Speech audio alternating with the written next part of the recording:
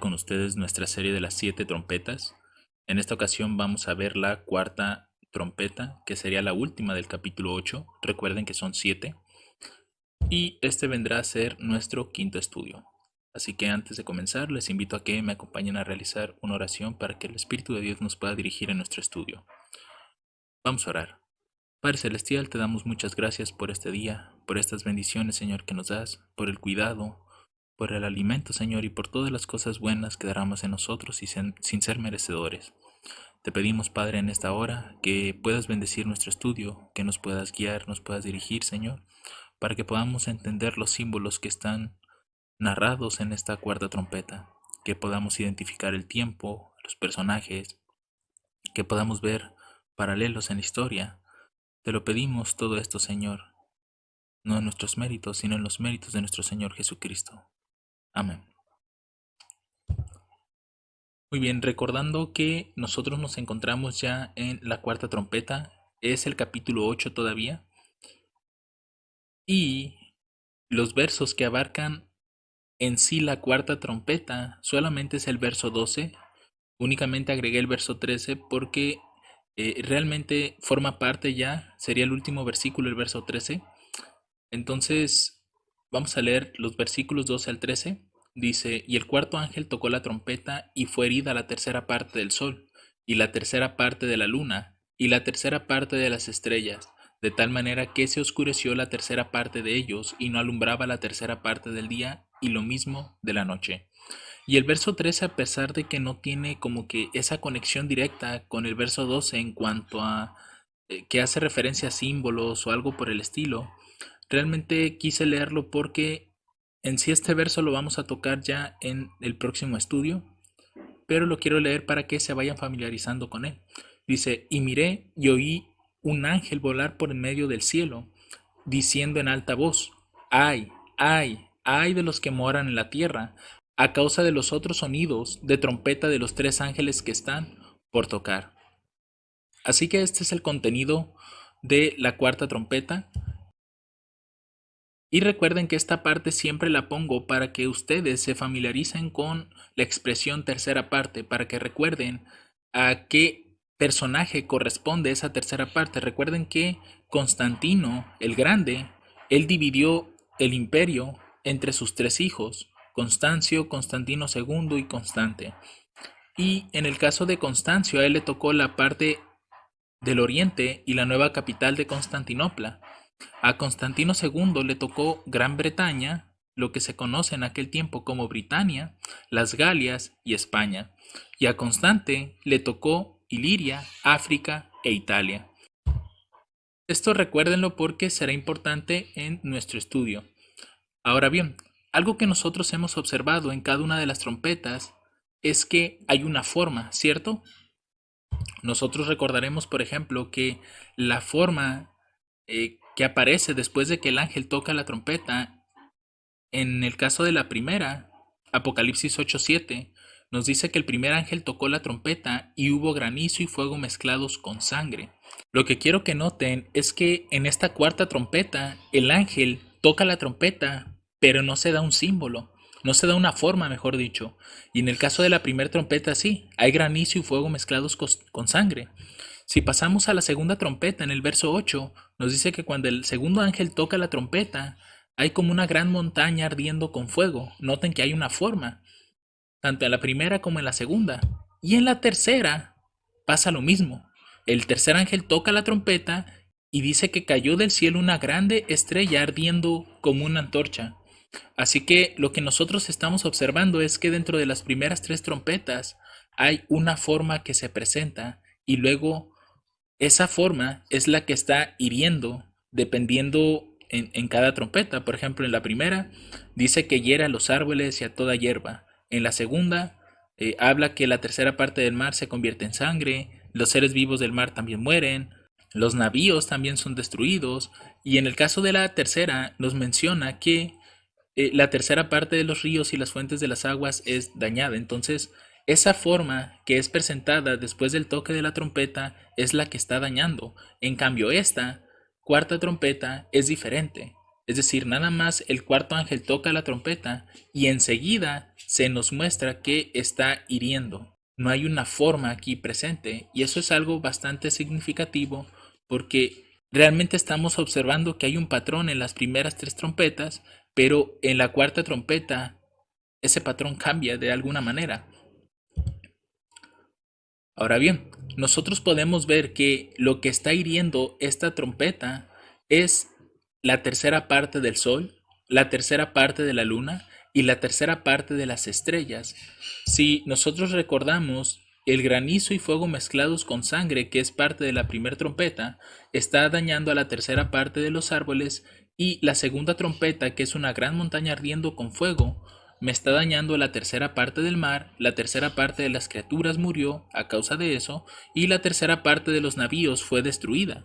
Y cuando pasamos a la tercera, nos dice que esa grande estrella que ardía como una antorcha daña la tercera parte de los ríos y sobre las fuentes de las aguas, pero además dice que la tercera parte de las aguas fue tornada en ajenjo y muchos hombres murieron por las aguas porque fueron hechas amargas. Esto es bastante interesante porque vemos que dentro de estas historias, esos árboles, esas criaturas del mar, esos navíos, o en este caso habla ya directamente de hombres, cuando vimos las historias, vemos que cada uno de los personajes que están representando estos símbolos realmente estaba atacando a los ejércitos y al pueblo. Y a pesar de que en algunos momentos hubo la oportunidad, en este caso, de atacar a los líderes de la nación como un emperador, realmente no ocurrió algo así. Así que vemos que en este caso está atacando al sol, la luna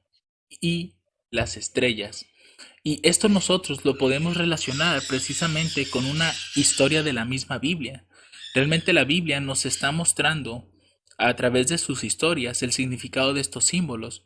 Por ejemplo, si vamos a Génesis capítulo 37, los versos 9 al 11, nos dice que José soñó aún otro sueño y lo contó a sus hermanos diciendo, he aquí, he soñado otro sueño, y he aquí que el sol y la luna y 11 estrellas se inclinaban a mí.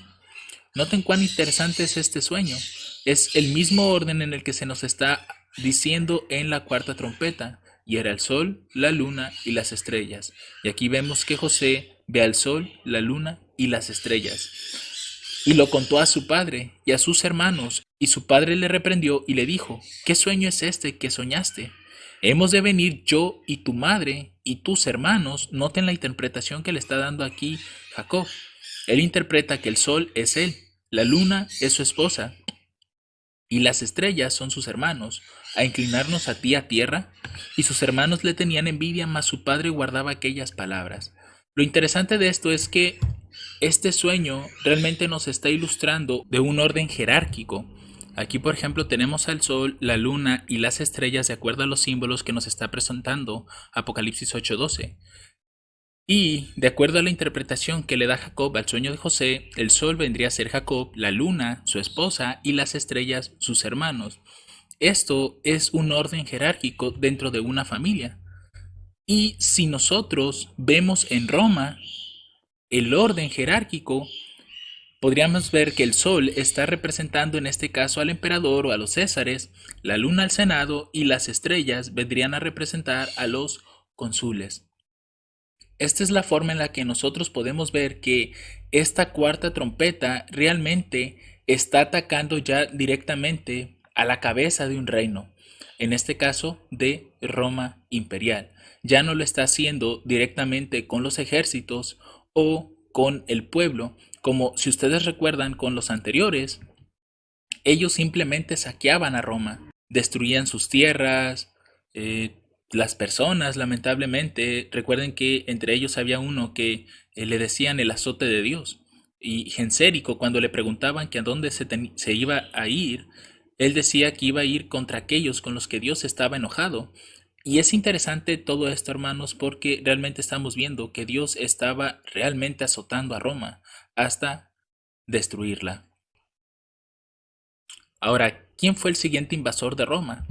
Ya vimos que la primera trompeta fue Alarico, el segundo fue Gensérico, el tercero fue Atila, y el cuarto, mis hermanos, fue Odoacro, el rey de los Érulos, Él es el que cumple esta característica porque precisamente fue con él que el imperio romano de Occidente colapsó completamente.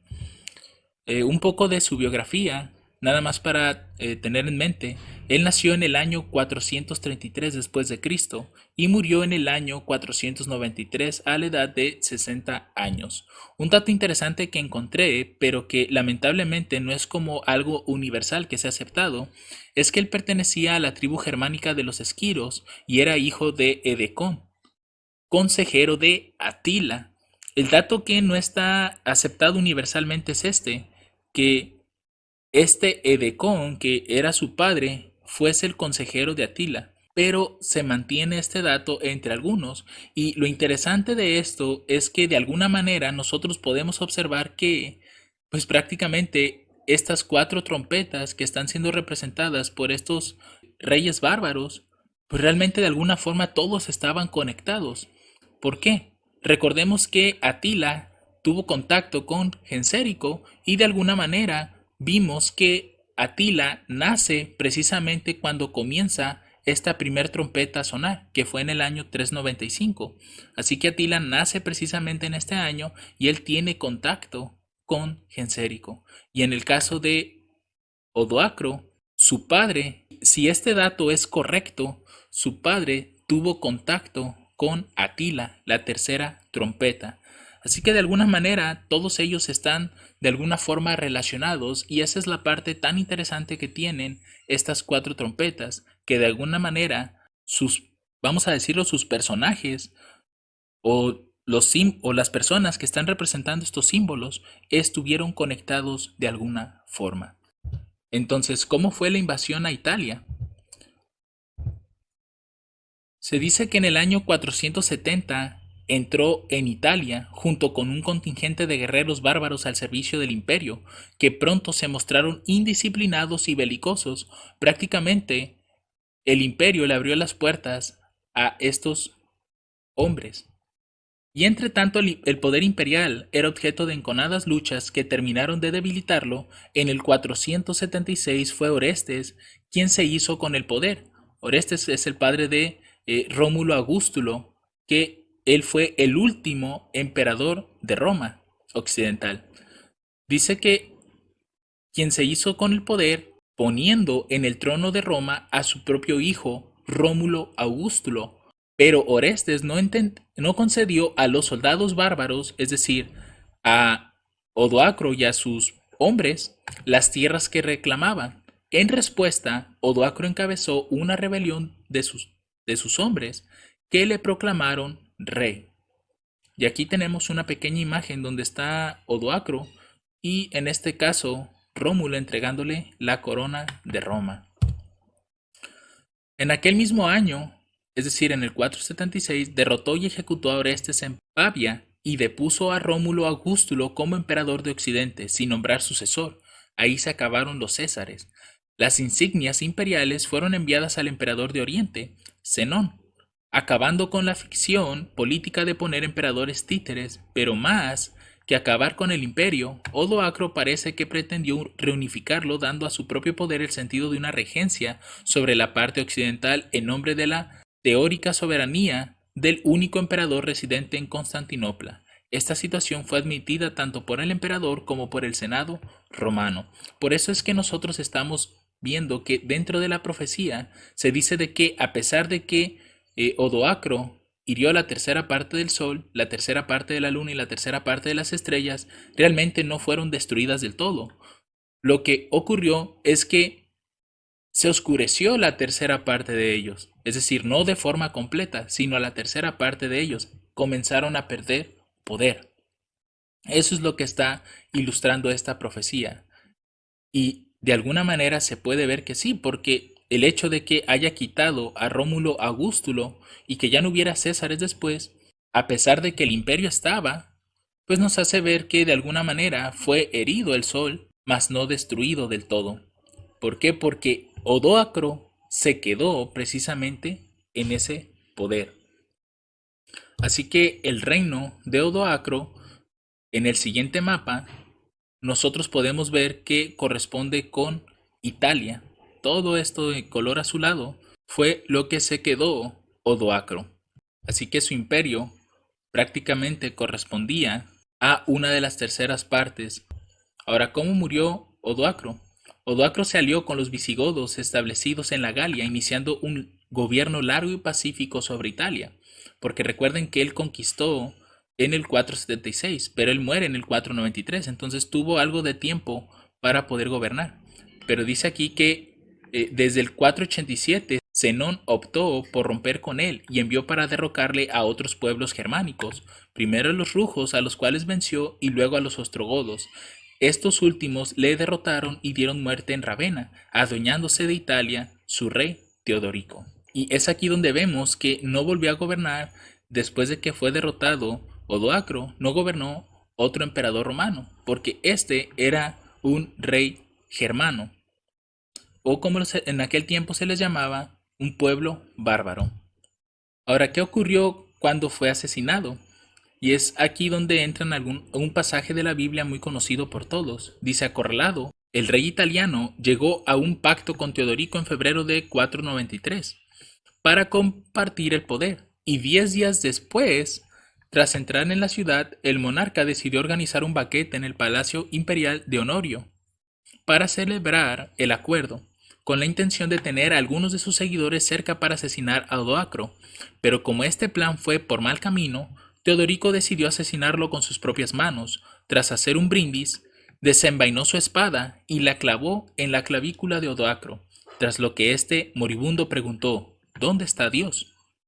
Porque él era arriano, a lo que el monarca respondió: esto es lo que le hiciste a mis amigos. Se dice que Teodorico se paró sobre el cadáver de su rival muerto y dijo: ciertamente no había un hueso en este desdichado.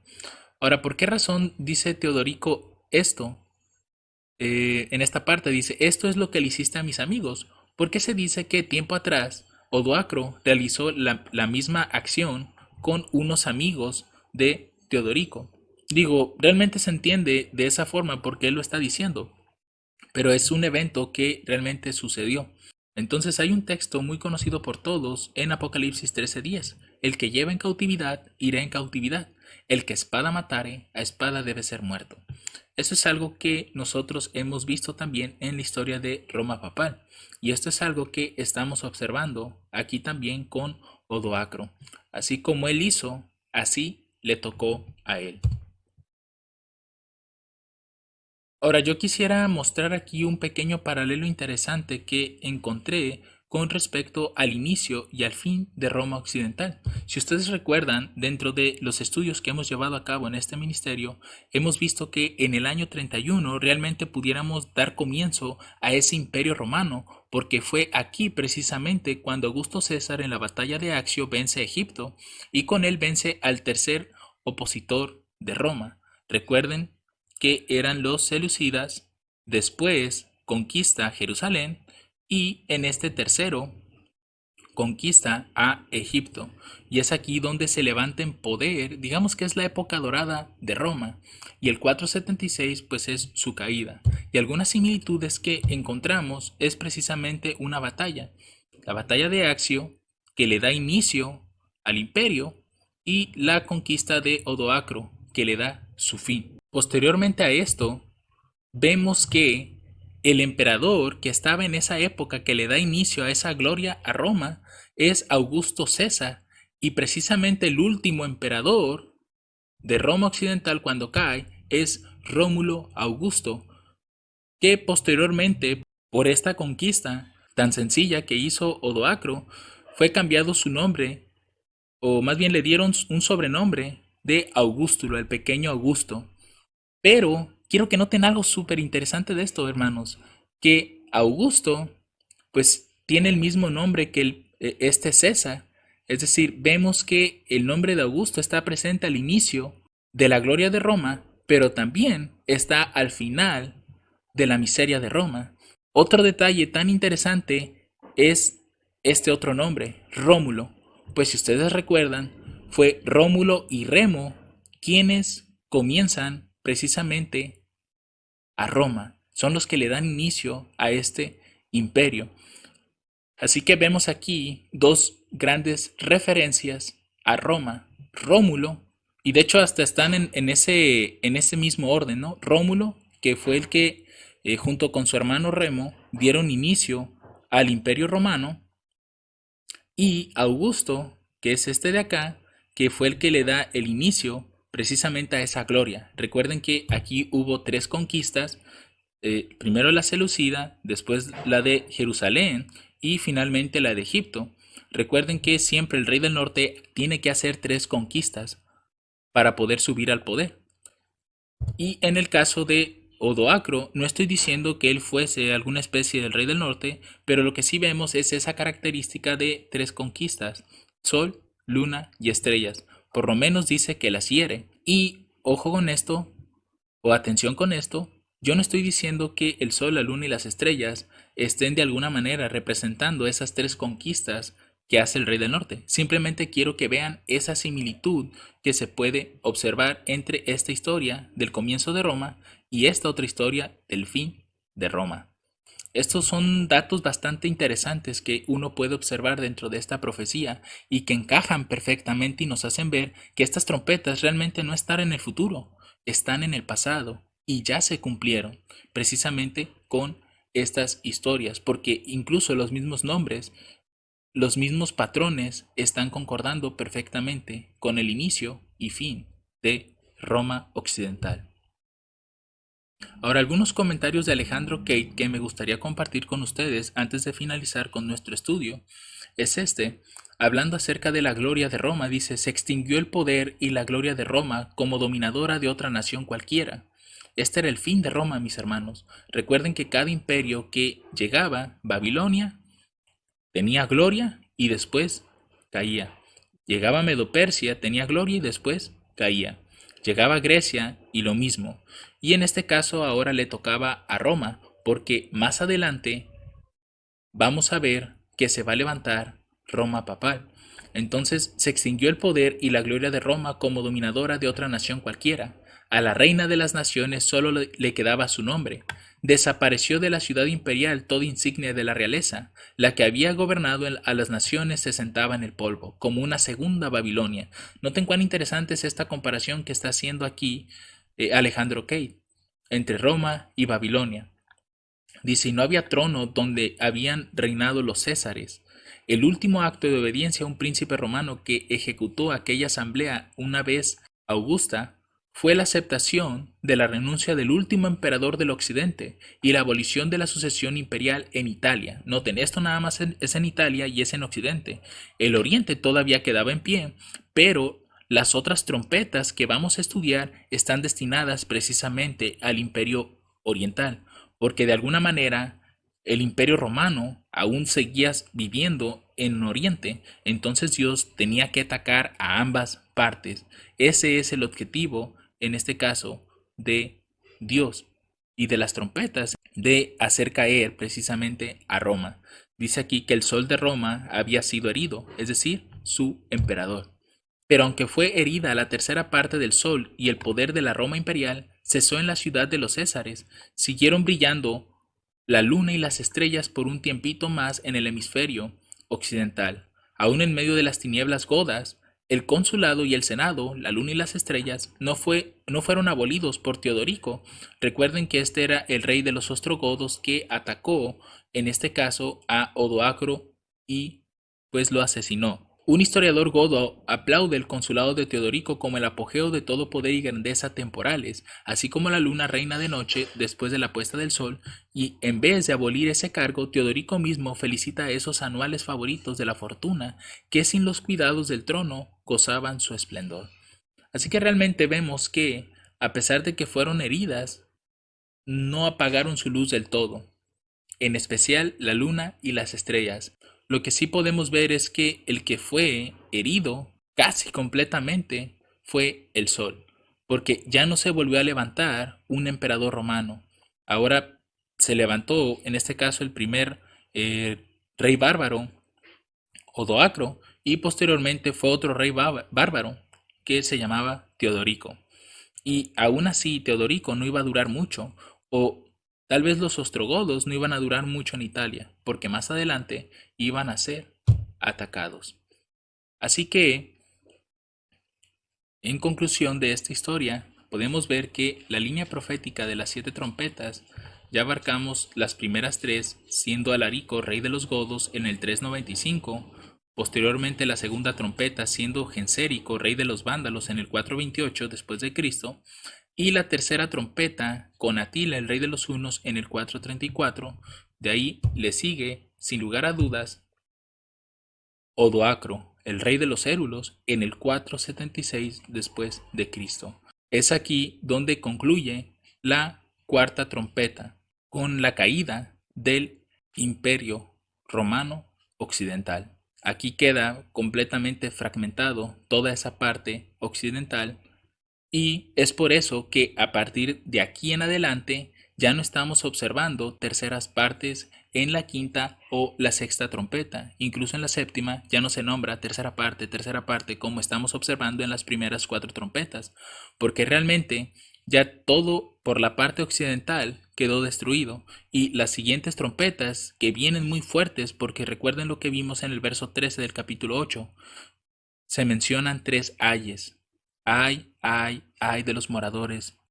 ¿Por qué? Por el sonido de las siguientes trompetas, porque son más intensas que estas primeras 4. Así que mis hermanos, damos por concluido este estudio. Esperamos haya sido de gran bendición, y si alguno de ustedes tiene alguna duda, puede colocarla dentro de los comentarios de YouTube o mandarnos algún correo o dejarnos algún mensaje en nuestras redes sociales. Que el Señor les bendiga abundantemente. Amén.